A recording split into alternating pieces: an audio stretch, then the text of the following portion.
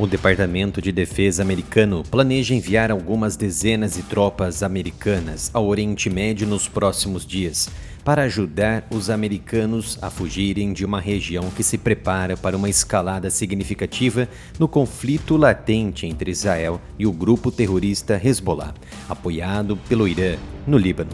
As forças dos Estados Unidos se somarão a cerca de 40 mil tropas existentes já na região. Uma presença maciça que cresceu conforme a guerra entre Israel e o Hamas continuou e as tensões com Hezbollah se intensificaram. As novas tropas terão uma missão diferente, especificamente para estarem de prontidão se a luta entre Israel e o Hezbollah ameaçar os americanos e evacuações forem necessárias. O secretário de imprensa do Pentágono, o Major-General Pat Ryder, disse na segunda-feira que os Estados Unidos estavam enviando um pequeno número de forças americanas adicionais para o que ele disse aumentar as nossas forças que já estão na região. Ele se recusou a identificar quantas as tropas adicionais seriam mobilizadas, por que ou onde, citando a segurança operacional. As autoridades do governo Biden estão preocupadas com a falta de entendimento sobre os planos de Israel quando se trata de conflito com Hezbollah, uma questão que também já surgiu algumas vezes durante a guerra de Israel contra o Hamas.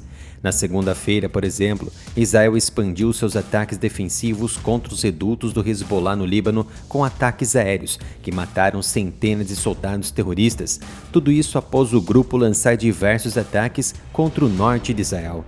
Embora o governo Biden e autoridades do governo israelense conversem e se encontrem com frequência, Israel não tem compartilhado informações detalhadas sobre os seus movimentos militares.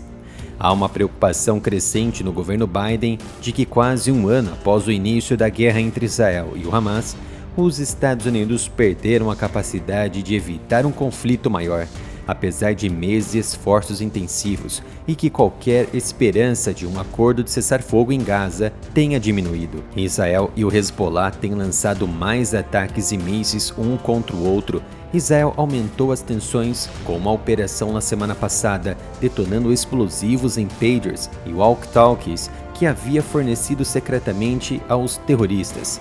O governo do primeiro-ministro israelense Benjamin Netanyahu alertou sobre os ataques militares iminentes, mas autoridades israelenses não disseram às autoridades dos Estados Unidos se ou quando uma ofensiva terrestre poderia começar. Isso deixou os Estados Unidos parcialmente no escuro, tendo que procurar por indicadores de um movimento terrestre, como Israel convocando um grande número de reservistas ou movendo colunas de tanques em direção à fronteira libanesa. As autoridades estimam que uma grande ofensiva no sul do Líbano exigiria milhares de tropas e veículos blindados, além de forças para manter qualquer território. Embora o exército israelense tenha movido uma brigada e alguns equipamentos em direção à fronteira norte com o Líbano nos últimos dias, não há indicações de que uma ofensiva terrestre seja iminente. Além de dezenas de milhares de soldados americanos na região, o governo Biden está considerando opções para enviar outros recursos militares para a região. O porta-aviões USS Harry Truman partiu recentemente de Norfolk, na Virgínia, para uma implantação programada na Europa. Mas se a luta no Líbano crescer, o grupo de ataque do porta-aviões, que inclui vários navios e aeronaves, pode ser redirecionado para o Oriente Médio para se juntar ao grupo de ataque do porta-aviões presente, o USS Abraham Lincoln, para reforçar ainda mais a presença americana. O conflito entre Israel e Hezbollah pode acabar com as esperanças de um acordo de cessar-fogo e troca de reféns com Hamas. Kamala Harris e Biden estão preocupados em manter o poder a todo custo e farão de tudo para continuar na Casa Branca. Eles não querem o fim do conflito em prol dos palestinos, muito menos de Israel, mas para consagrar a vitória dos democratas no poder, mesmo que isso custe a segurança de Israel. O presidente Joe Biden orientou seu governo neste mês a se preparar para apresentar sua melhor e final oferta para um acordo de cessar-fogo e de reféns.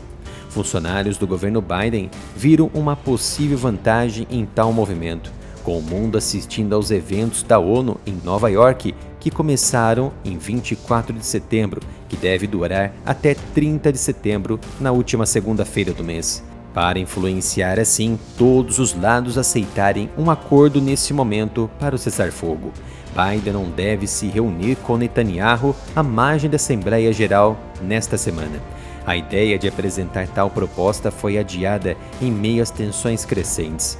No entanto, mesmo com um acordo de cessar-fogo pendurado por um fio e o Oriente Médio à beira de um conflito maior, com Israel não compartilhando seus planos com os Estados Unidos, o governo Biden continua apoiando Israel com vendas e remessas de armas, principalmente de bombas guiadas JDAM. Ainda no momento de grandes tensões e bombardeios de ambos os lados no Oriente Médio, o presidente Joe Biden declarou os Emirados Árabes Unidos um importante parceiro de defesa americano, após uma reunião na Casa Branca com o presidente dos Emirados Árabes Unidos, o Sheikh Mohammed bin Zayed Al Nahyan, sendo essa a primeira visita de um presidente dos Emirados Árabes Unidos a Washington à margem da Assembleia da ONU em Nova York. Dadas as circunstâncias, a região parece estar à beira de uma guerra total no Líbano.